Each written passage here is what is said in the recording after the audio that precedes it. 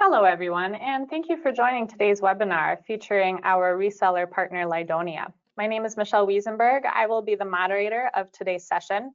I'd like to point out just a few housekeeping notes before we begin. The presentation will last about 50 minutes. All lines are currently muted. However, if you do have any questions, please use the chat or the Q&A boxes during the presentation, and I will address these questions at the end of the session. Please note the session is being recorded. I'd like to introduce our speakers in today's presentation. We have Todd Foley, Chief Digital Officer and Chief Information Security Officer of Lydonia, and Michael Valalay, Senior Solution Architect with Altair. Thank you, Michelle, and thank you for joining us today, Michael. What we're going to talk about today is right in line with both what Altair and Lydonia do. Lydonia is an AI solutions company with heavy concentration and focus on the BFSI and healthcare spaces. And just like everyone else, our time has been consumed with focusing on AI and working with our clients to help them do what everyone is trying to do these days, which is to embrace AI within their organization, to be able to take what they've already done and invested in with analytics and with data science and be able to get more out of it and take advantage of newer generative AI capabilities.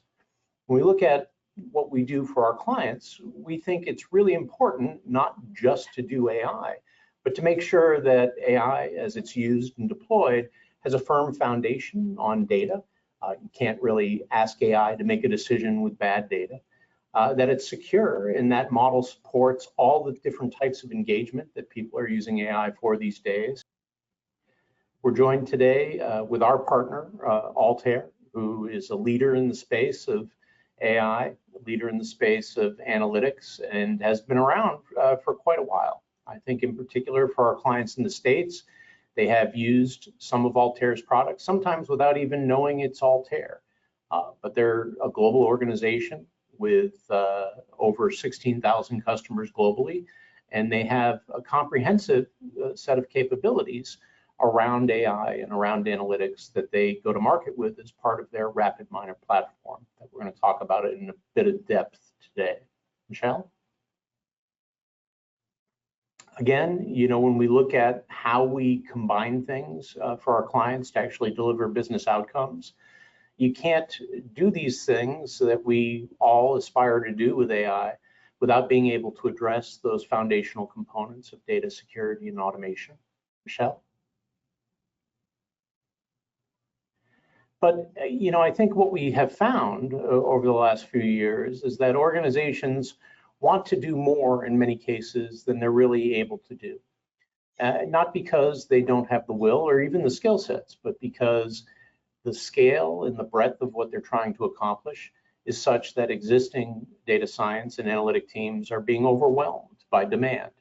And AI needs and requirements are exposing a lot of well-known challenges, I think is the way to say it, around data pipelines and data governance within our clients. We see a lot of times that we're engaged to do what we would consider old school master data management activity, or even work to try and just transform data from the multiple systems and siloed sources that it exists in to be able to support new AI initiatives. When we look at how people are being productive and actually implementing pragmatic solutions, you know, it's always built on a foundation of a good data strategy, a good data architecture, coupled with AI capabilities and analytic strategy. Now, when we talk about modernization of those platforms, that's the fundamental focus, is to be able to start to do those things better, faster, and most importantly, with more resources within an organization. When we look at how people start to get the biggest returns out of their investments in AI, it's really focusing on use cases and being able to do things, whether it be in the research side or the capital markets side or even revenue cycle with healthcare organizations that have an immediate impact on the business. And being able to do that means being able to do that closer to the business itself, closer to those people who are doing things day in, day out and have a fundamental understanding of what needs to be done. One of the things that's really a hallmark of RapidMiner and Altair's offerings is their ability to start to democratize those things that used to be the exclusive domain of data scientists, and being able to start to apply in a very practical way those tools to the real challenges of the organization on a day-to-day basis. Aspirationally, everyone is trying to reach a point where they become an AI-first culture, where everything they do leverages the tremendous productivity and impact that AI can potentially have to realize those results and how they engage with their clients, their customers, their patients. Michelle?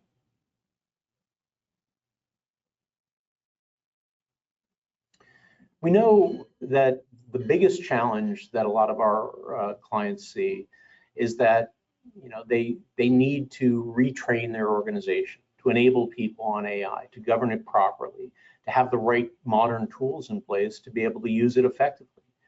And Gartner, one of the industry analysts, predicts that in just a few years, half of all of the existing data analysts will be retrained as data scientists, and that those data scientists that exist today will become AI engineers. And that sounds daunting for people who have to learn the wealth of knowledge in those fields, but that doesn't need to be daunting. I think the capabilities of modern analytic tools such as RapidMiner allow people to take what are existing investments and in some cases older technologies and be able to start to transform that to something that people can use without the same learning curve or having to go back to school. That was the path forward in historical tracks for people in the data scientist field. When we look at, Michelle, what that means in real life, I like the example of this particular paper manufacturer who was focused on this challenge and how they would attack it to upskill and empower what they called digital engineers. This particular organization had data scientists, they had 3 of them, but they had a lot more subject matter experts within the organization, people who were at the time consumers of the data science team to be able to get information and to get things done. They had a host of use cases, and one of the things we see in our work with our clients and helping them identify and quantify and prioritize use cases for AI, we see that no one's going to run out of AI use cases anytime soon. However, this particular client had already identified 50 very high value use cases to apply analytics and AI to across the breadth of any manufacturing company's parts of an organization: quality, maintenance, forecasting, everything that they were doing. They'd identified ways that they could potentially use data and AI to further what they were doing and make themselves more efficient. And they were able to realize that. They were able to save literally millions of dollars. Not that cost savings is the only impact of these types of AI solutions. We routinely see that people are able to bring things to market faster, create new revenue streams, accelerate their time to revenue for different parts of what they do, shorten the time it takes to collect money and reduce their days sales outstanding. But however you measure the impact to the bottom line, all of those things can be impacted through the use of analytics and AI. This particular client saw millions in improvements along those lines and a significant impact on just their carbon footprint. They were able to have a more efficient use of natural resources and able to have less waste, better quality, able to reduce their cost of goods. And maybe more importantly, they were able to solve something that we see is routinely a challenge in a lot of organizations, where data science teams, BI teams, analysts, they have a backlog. The business is asking more and more new questions, has more and more demands of them. And a lot of times they don't necessarily want to wait the weeks before they get the attention they're hoping for right away. And the teams that are in place are often simply overwhelmed by the volume of requests and the urgency that is attached to those requests. What they were able to do is they were able to significantly reduce that workload on those teams being able to self-solve for a lot of the challenges that were creating bottlenecks, just in terms of people getting answers to critical business questions or to critical operational issues that they were relying on those teams to help them provide. And when we talk about it as data science democratization. And it's often an organizational issue, not just a technology issue. Having tools that more people can use more readily, more effectively is a big part of that. Obviously, a focus of modernizing analytic tool sets. But being able to empower business subject matter experts to explore, to investigate, to identify things and validate things that otherwise they might not even formulate a request for. That can be where some of the biggest wins are identified. Being able to do that effectively on an ongoing basis across a broader segment of the organization truly can be transformational. Michelle? I think I mentioned before that we see that a lot of these AI initiatives, modernization initiatives, start to run aground on the shoals of data problems, I guess is the way to say it. And the reality is that even the best and most mature organizations, when it comes to data and data governance, typically have solved their challenges only at a point in time. And then over time, the problems start to reoccur. Some people are quite frank when we talk to them. They say, as far as data maturity goes, we're busted. We have no real data architecture, no data catalog. We've got silos of data all over the place. We haven't spent money to try and change that. And until some of these new initiatives, some of the desire to modernize, some of the desire to take advantage of AI, we haven't even thought about doing it. But we're thinking about doing it right now, and we have a lot of technical debt and inertia to overcome. Some organizations are much better. They've already, moved things into a central repository, built some critical pipelines, even put in place a mature data access model and industry best of breed, master data management tools. They've also often created what they call data self-service. We like to joke that everybody has data self-service, but in reality, it's not. A business user or subject matter experts typically isn't accessing self-service within a data lake. They're typically going to the BI team or the data team to get the answers they need still. And being able to take that final step, that last mile of allowing people to work with the data in a productive way, it's really what modernizing analytics is about, and the real focus of democratization in our go-to-market with our clients. We find even the best organizations, though, still are broken, still have challenges in certain areas. They have new questions that the business is asking. They have to incorporate not just their own data, but a lot of third-party data into what they're doing. The business routinely, wants answers to ad hoc questions, not things that have been predefined and laid out with proper pipelines and reporting. And again, it's that resource and bandwidth choke that a lot of people struggle with. Oftentimes, too, while there might be a good data governance policy in place, the actual data stewardship and the people who maintain it, well, there's a struggle there. And so there are data quality issues and just time to data, how long it takes me to get the answer I need to make a business decision. That's still fundamentally an issue, even for the best of organizations. Michelle? We hear from our customers all the time that there are things that are, top of mind for them that are challenges. All organizations are grappling with how do they go from the idea of an AI strategy or a board-driven policy statement to actual practical use, and how do we get started? And the data challenges persist. People routinely tell us they can't find all of the data they need, or that their data is a mess. And there are a lot of times the very mature data architecture that people have put in place doesn't include all the data that's necessary for some of the AI solutions people are looking to devise. And the analytics on data you don't have becomes a challenge if the only way to get that data is a relatively laborious and long process to pull that data into existing pipelines and data warehouses and things of that nature. Michelle? What we have found with our clients is that being able to provide those tools that people find easier access to, find it easier to learn and manipulate, is a real way to solve for that. But maybe most importantly, the RapidMiner platform, it's not just one product, does some really remarkable things.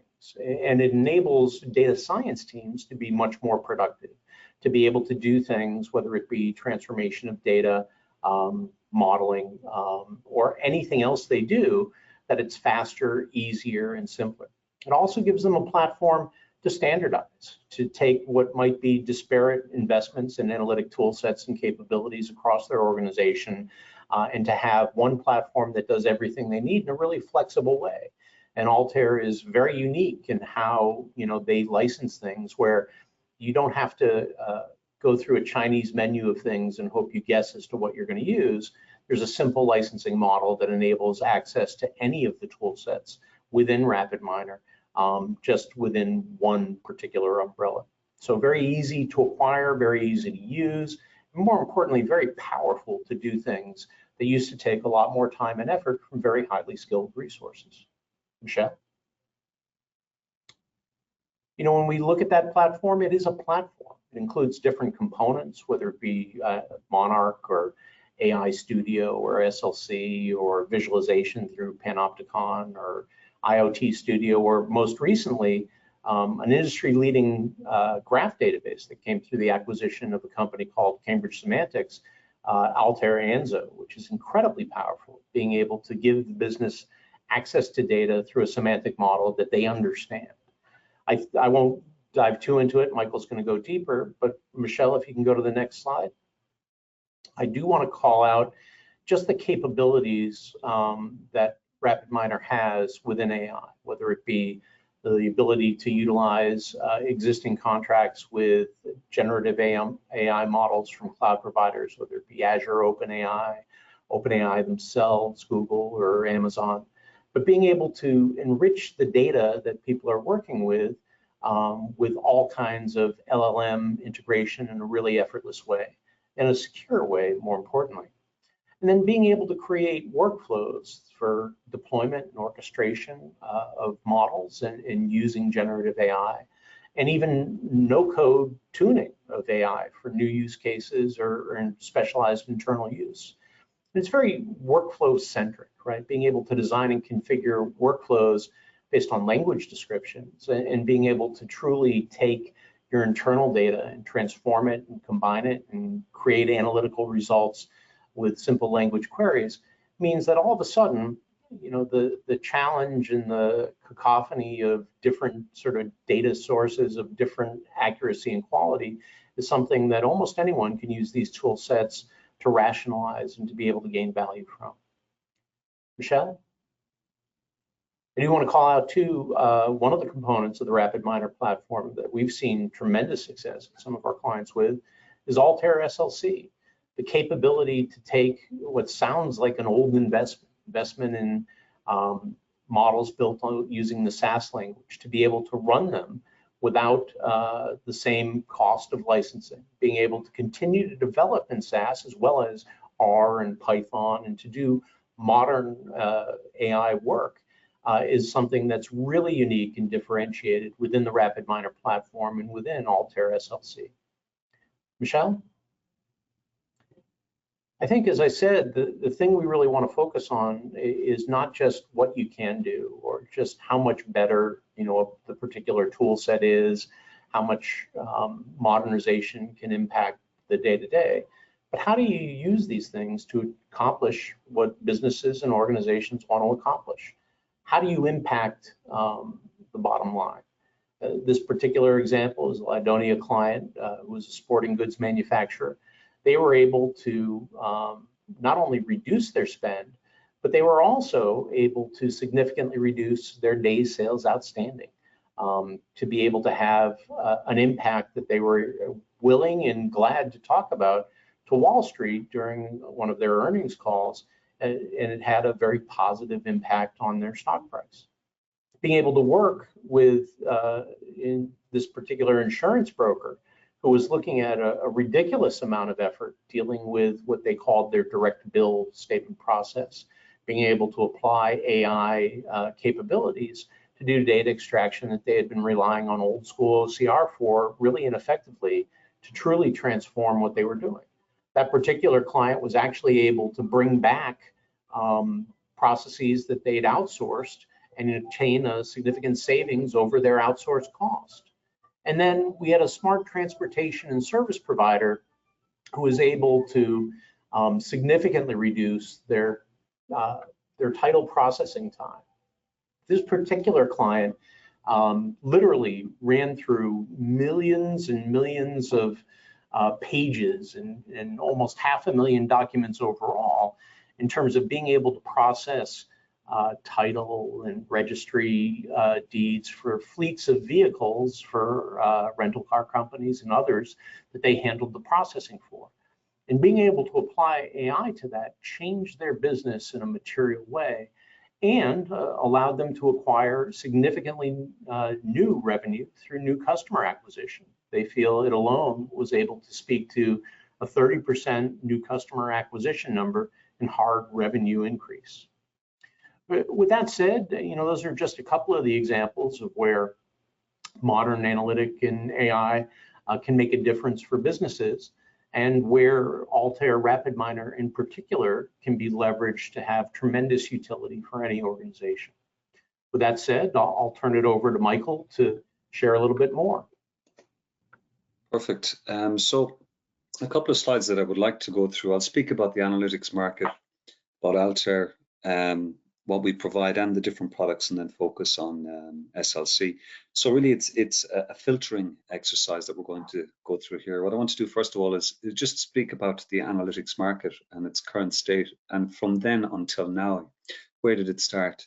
And rather than going right back to the very beginning, I suppose we could say that traditionally everything was on-prem. You would have your software on site, and what I mean by on-prem is not on the same workstation. Maybe you have workstations that have software that then connect to a server somewhere to do the processing. And so in general, all of that would have been in the same infrastructure owned by the client. Currently, there is more adoption of the cloud and hybrid solutions, essentially.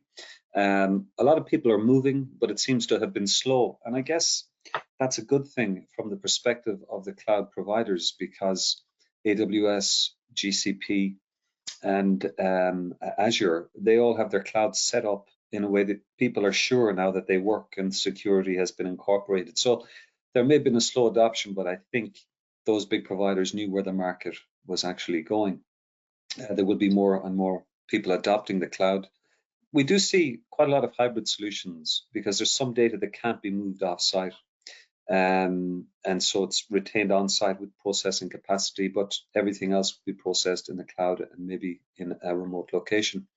Another trend we do see is open source integration. Now, of course, I'm sure you're all very well aware of open source. It's been around for quite some time, and it has sort of plateaued. And what I mean by that is, there was a lot of adoption, and people were thinking about Python or R, and it seems different verticals have adopted these. R is seeming to be used more so in pharma and social sciences, and Python pretty much everywhere else. And so that open source integration, which started, in 2008, I suppose, when they first started to get visibility, has now plateaued in the sense that everybody knows what R and Python can be used for and are applying it. Now, one thing to bear in mind here is that in general, with the advent of open source, everybody saw it as a free lunch. But since the recent developments with, I can't remember what that organization was, Anaconda, they had a distribution of Python and R and a lot of other open source facilities. Now they've started to charge. So that bit of free lunch has been taken away. Now you could say, well, I can still set up my Python or R. You certainly can, but package management is also becoming a bigger issue, because somebody might have developed a package and then just decided they didn't want to develop it anymore for whatever reason. So there's quite a lot of concerns around that. So in terms of the free lunch, yeah, it's partially free. Maybe you'll get a bit of half a sandwich, but the rest you're going to have to pay for. So that's where we're at the moment, I suppose. And one other thing in terms of open source, given where R and Python are now, it seems as though Julia and Go, another two programming languages, are at the same point now that Python and R were maybe 10 to 15 years ago. So I would think that there's always room at the top. And I'll have some comments in relation to the language of SAS in a few slides' time. However, emerging trends beyond, I guess, the traditional and what everybody's aware of currently, the cloud and open source, we're seeing more use of containerization. Now, maybe you've heard of Kubernetes as a means to be able to manage those containers, but more and more people want containers, and that's really for use in terms of only using what you want to use at the time you want to use it. Now, containers and virtual appliances do have a lot in common.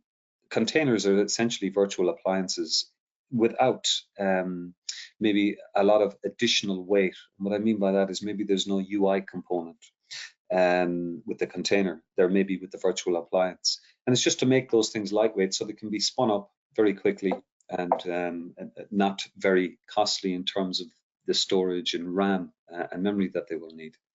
Now, another trend we also see is cloud native. Now, whether this will become a reality soon is debatable.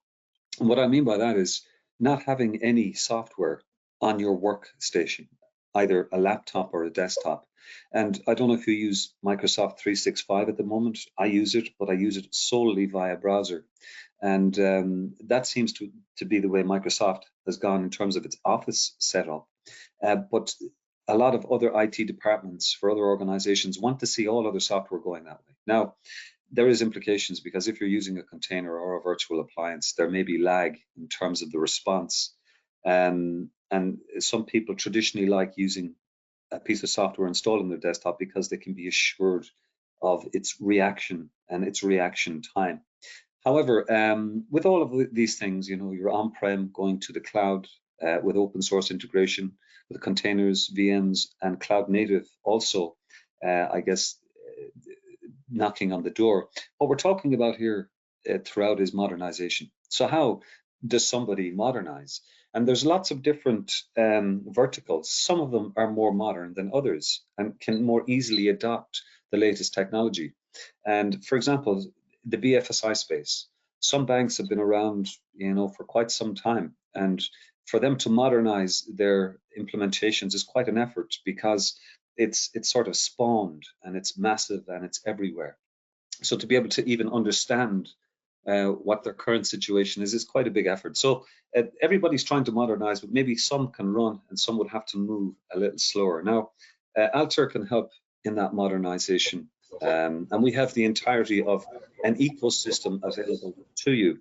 And what I mean by that is in terms of the Altair offerings, we're across three areas in general: simulation, high performance computing, and data analytics.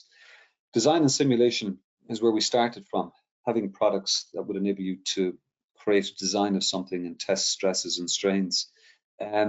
When we got into larger enterprises and people wanting to test more components, well, then we had to provide a system to enable that. And that's where we came with the high performance computing as well as a cloud platform. So those can be provided for people involved in design and simulation. We also have Altair RapidMiner, and these three things are umbrella terms, I suppose: HyperWorks for design and simulation, HPC for HPC and cloud platforms, and Altair RapidMiner, and that's our data analytics and AI platform.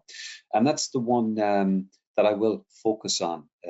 However, I will speak about the other products that are available within that suite and that fall under the umbrella of Altair RapidMiner. Now, I did say that we have a complete ecosystem. So what am I talking about? Well, Altair don't just provide a series of products, and we have quite a considerable number of products that are in varying suites. Now, this slide probably doesn't give you the best flavor, but we do have a marketplace. And what I mean by that is that's our browser, our website that you can log into, where you can access everything. You can download your products from there. You can actually deploy your products from our marketplace onto your cloud.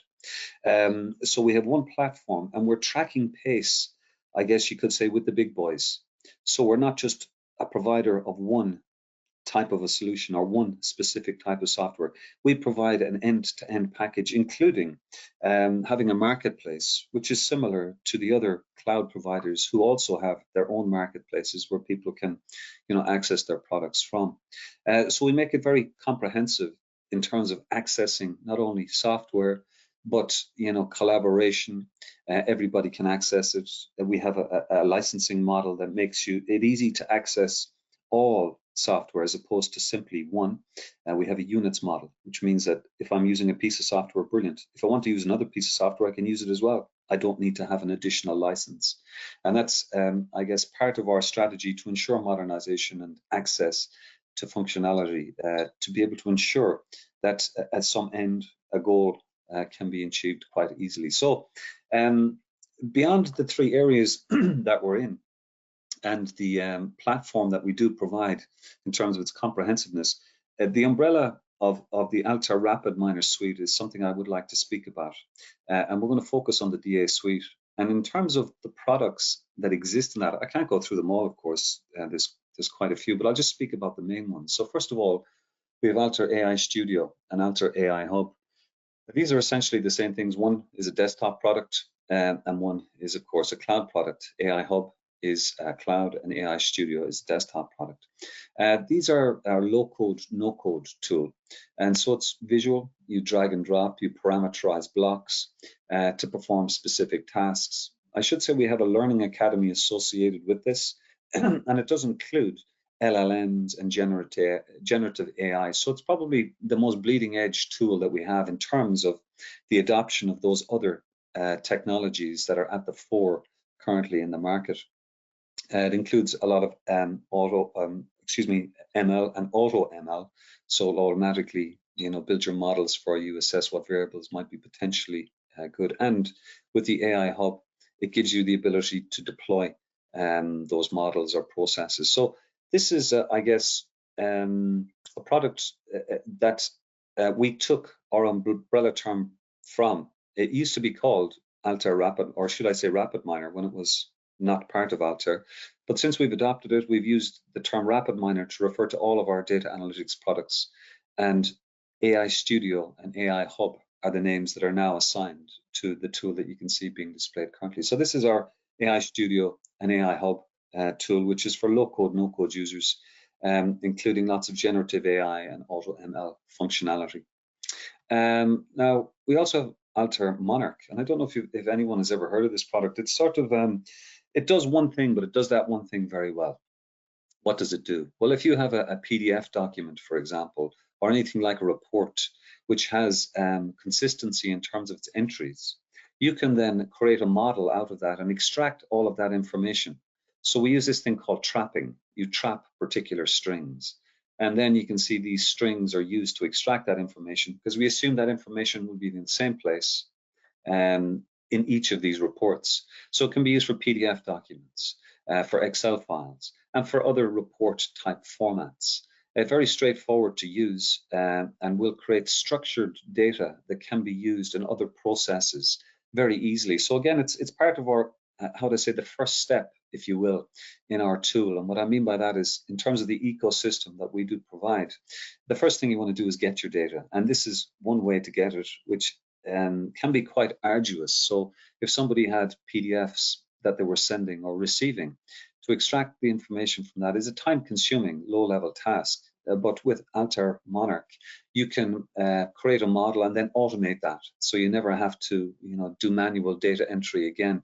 And here's where you can extract all that information into a structured format and do other things with it. There's other functionality in here for merging and joining tables, but really the focus in terms of its capabilities and USPs, if you like, the ability to extract information from unstructured formats like PDFs, for example, and create structured formats from them. So that's Monarch. Now, we also provide visualization capabilities. And as you can see, this is based on F1, which is a real project that we did. But you can visualize any data. So this is similar and competes with things like Power BI, Tableau, Click. So it would have the functionalities that are available in those as well. So to visualize your data, connect to any data source, it is a drag and drop user interface, and it does have enterprise scalability. And this is available on the cloud as we speak. So you log in to this system via browser, set up your connections, and determine how you'd like to illustrate things. So that's the next component. So I've spoken about the hub. which is our low-code, no-code, Monarch for extracting information from difficult to read sources, as well as visualizations. And also we've added, I guess, the trending player in technology and analytics markets, knowledge graphs. So we've acquired this company in the past couple of months, and it's the latest entry into our portfolio. But this is just another way to view data. It's I suppose it's going through its hype cycle, if you will. Maybe it's so new that not a lot of people have heard about it at the moment, but it's just another way to organize a database or a series of data sources. You create nodes, and then you create edges. The nodes are the data sources themselves, and the edges are the links between them. So this means that you wouldn't have to then, create an SQL query, even though you can throw an SQL query at a graph database. It just means that all of those linkages are made and they're hard coded. So it makes it easy to be able to find something. A use case for something like this would be, an audit trail. If you want to know where a product came from, what manufacturers, where it's going to, etc., etc. But I would think that these will become more and more used, and for some will replace their traditional databases due to the specific nature of the need, and that would be for audit trails in some format. So that's how to say a good brief understanding of the Altair progressing at pace with the market, the portfolio of our data analytics product in RapidMiner, and then the products that we have there. And I've spoken about the low-code, no-code solution, Monarch for extracting information from PDFs, visualizations with Panopticon, and knowledge graphs. And I guess the moment we've all been waiting for is really to speak about SAS language processing with Altair SL3. Now, I did say I'd have a few words to say about this at the start, but one thing I do want to speak about is that the predominance of people in general in the market to think that the SAS language is dead or dying or fading in some way.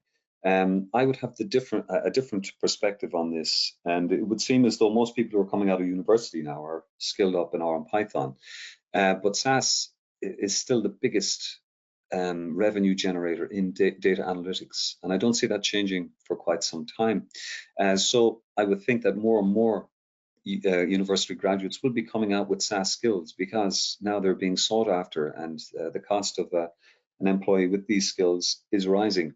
However, we do provide that capability and functionality, and bear in mind we're the only other provider of a SAS language compiler in the market, so there's only 2 of us. So what can you do with ours? Well, it's in a sense a system within a system. So the SLC processing capabilities go beyond just programming in the language of SAS.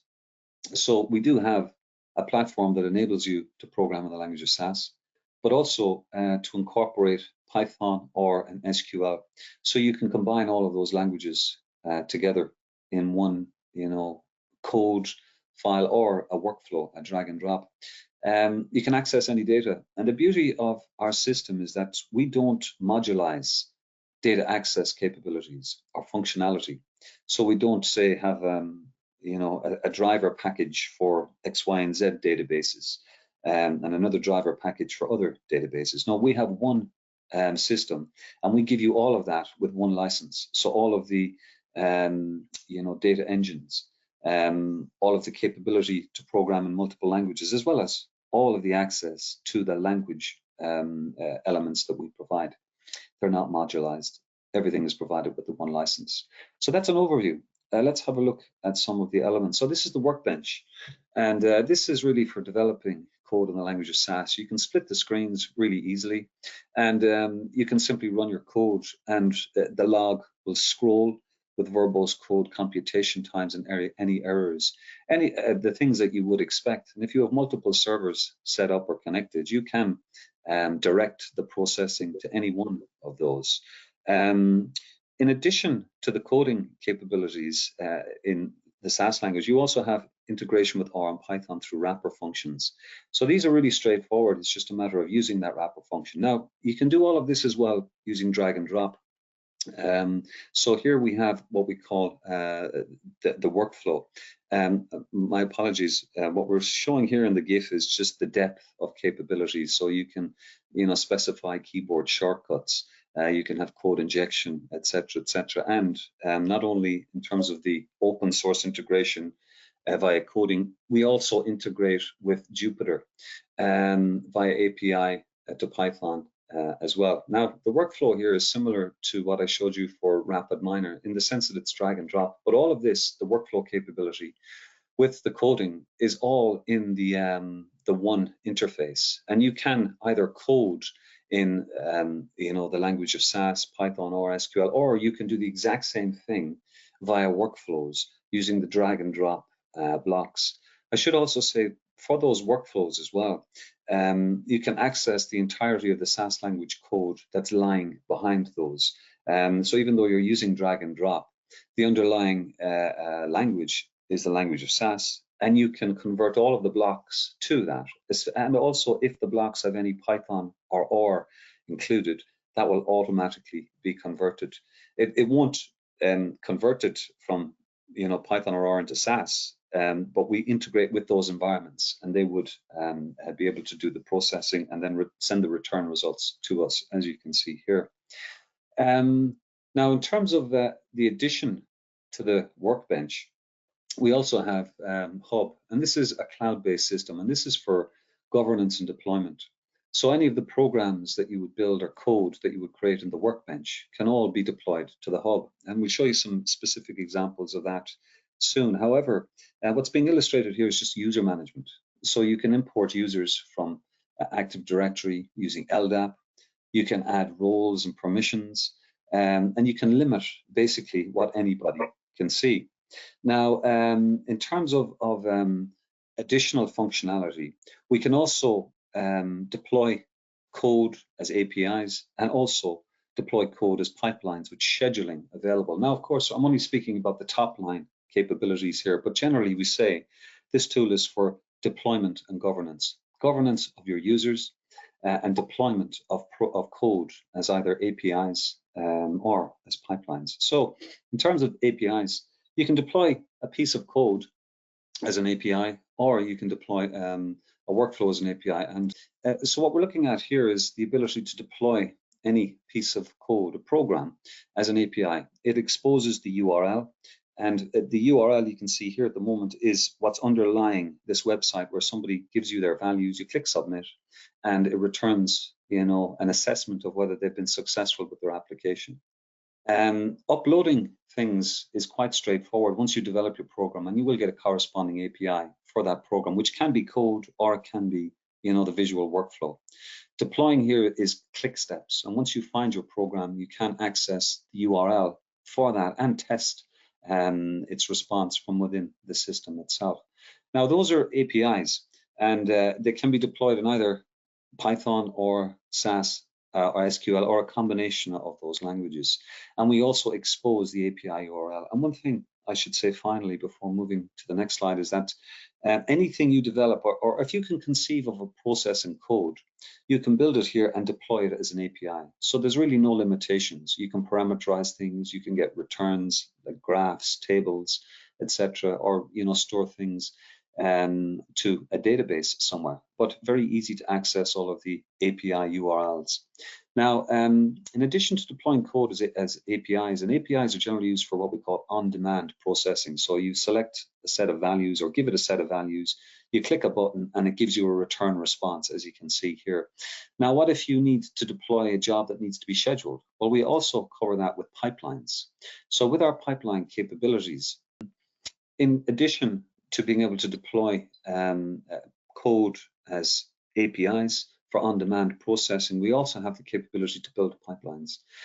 And pipelines are simply deploying code as an API would, but the added functionality and ability you get here is for control nodes. So hopefully you can see the control nodes here.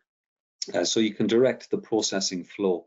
And by the way, this is all a cloud-based system. So you log in via browser, you upload your code, and then you can select these blocks to build a process, and you can associate program files with each of these blocks. So as I said, the addition here is the control. So here I'm getting information from a series of servers. What I'm saying here is that if any one of these servers responds with information, proceed to the next step, which is to aggregate this information and open another file. I also have another control note here, and this is all. This means I didn't need to include this here, but just to show off functionality. What this means is that everything prior to this point has to be successful before you can move to the next point, which would be to merge the information gathered together here with the demographics. And if that all works, you can see that you can send emails. Now I'm sending a notification in the event of a success or a failure, but you can have points. You can send notifications at any point here, as well as being able to run this manually simply by clicking a run button that's available up here. You can also schedule this, and you can schedule this with time-based scheduling, so you can trigger it as a one-time event, a recurring event, or you can use a cron expression, or you can trigger it based on a file arriving or existing somewhere, and you can combine all of that functionality as well, so you could have multiple triggers. So that's really the suite that we offer. And just to summarize, we spoke about, traditionally the analytics market, where it's going, where it was from then till now. We spoke about Altair with the broad product portfolio across simulation, high performance computing, and data analytics. And then I spoke about just the Altair AI Cloud, our website, where we have everything, including a marketplace. The marketplace has a DA suite, and some of the products in there we introduced: AI Studio and AI Hub for low-code, no-code deployments, Monarch for extracting information from things like PDFs, Excel, things that aren't structured, and to be able to get them into a structured format. We also have Panopticon for visualizations, Graph Studio, the latest edition in the analytics and tech space, if you will. And then we presented SLC, I guess the focus and the showpiece of what we're speaking about today, which is the capability for not only enabling you to develop and deploy programs written in the language of SAS, Python, or a combination of those, but also the ability to access the hub, which has governance and deployment capabilities. So you can govern your users, their access to different data sources, as well as deploy your programs as APIs with the URL easily accessible, and create pipelines for things that you may want to schedule. So that's, I guess, a whirlwind through the capabilities. I'll just pass back to Michelle or Todd there, yeah? Yeah, it is a whirlwind, but I think from this, hopefully it's clear why Gartner has Altair in the Magic Quadrant, the Leaders Quadrant for data science and machine learning platforms. And some of the remarkable things that only Altair does, right? The ability to take what's an existing investment and what some would consider older technology with SAS, to be able to use the Altair SAS language runtime and the SLC hub to be able to move entirely to Altair, and to do so in a way that is kind of unusual for data science tool sets, and that it's significantly less expensive and significantly more powerful in its capabilities. And hopefully that was clear from this session, and we're certainly available to answer some additional questions. Michelle, if you want to curate some of those. We will proceed to the Q&A portion of today's session. Our first question has come in. Does the hub cover capabilities found in SAS metadata server? Yes. So the hub provides governance over users and access to data sources, as well as the ability to deploy programs and workflows, which are, drag and drop, point and click things, created in the workbench as APIs for synchronous or asynchronous on-demand execution, or as pipelines with triggering and scheduling. So yes, we do cover the capabilities that are available in metadata server. And maybe one thing I should say is that for that sort of implementation, not only would you need the SAS metadata server, but you need something like a mid-tier. And so we would replace both of those boxes with one, and with only one piece of software on it. So it's not only a lightweight, comprehensive solution, it's certainly a lot more efficient and very cost effective in terms of modernizing and replacing those components. Wonderful, thank you. Our second question here, this is great, but what about business users? What I mean by that is, do you have functionality similar to that of the SAS Microsoft add-in for Excel? Yes, again, we do. And I didn't show this, and I didn't have it up on the slides.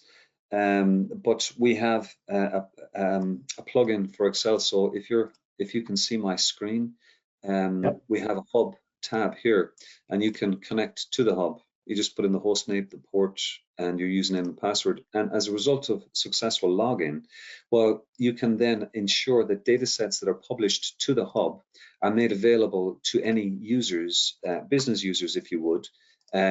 So they don't have to be programmers. They can get a preview of data. They can filter what they're going to import. They can specify the rows in the tables and where it's going to be inserted. That's one thing you can do. So you can create data sources, expose those, and publish them and make them available to people using Excel. You can also make the APIs available. So that previous API that I had, which was looking at a website and somebody was entering in their values, I've converted that into something that can score in batch. So here, for example, I'm calling an API, and all I need to do is select the data, and this is going to score this information. So I don't need to know what's going on in the background. I just need to know how to configure this and select the information and send it to the API. So if I click Insert, you'll see now that this hub function up here, that has sent this information to the API, and this is what it has returned with. Now, you can make this more extensive and more complex. As I said previously, if you have a process and you can code it, you can deploy it as an API. So you could code something that does more complex elements. But we have a Hub Excel plugin, and therefore you can access all of the functionality and data sources that are defined within the Hub from Excel. Our next question here is, can I separate groups of users? For example, can I separate marketing users from risk users? And following up on that, can I have people who have permissions to upload stuff but not deploy, such that that is done by a different user, perhaps an admin? So if I understand the question correctly, the separation of, maybe I think marketing and risk was used. So yes, you can do that. And we do that very easily via what we call namespaces. So if somebody is in marketing and they log into the hub, they won't be able to see what somebody from risk has done, and vice versa. Also, you can limit permissions or add permissions such that one user in a particular department has the capability to develop a program and load it to the hub, but they don't have the ability to do anything else. Maybe somebody else can be given permissions to deploy that program to get the URL and the API for that, or should I say the API URL. So yes, you can separate groups of users, and you can separate the permissions associated with those users if you want to have a tiered implementation. I don't see any other questions in our chat box, so that does conclude our Q&A portion. I would like to thank Michael and Todd for your time today and your engaging presentation, and thank you everyone for joining us today. Brilliant. Thank you, everyone. Thanks, guys. Take care. Have a good day. Bye-bye. Have a great day.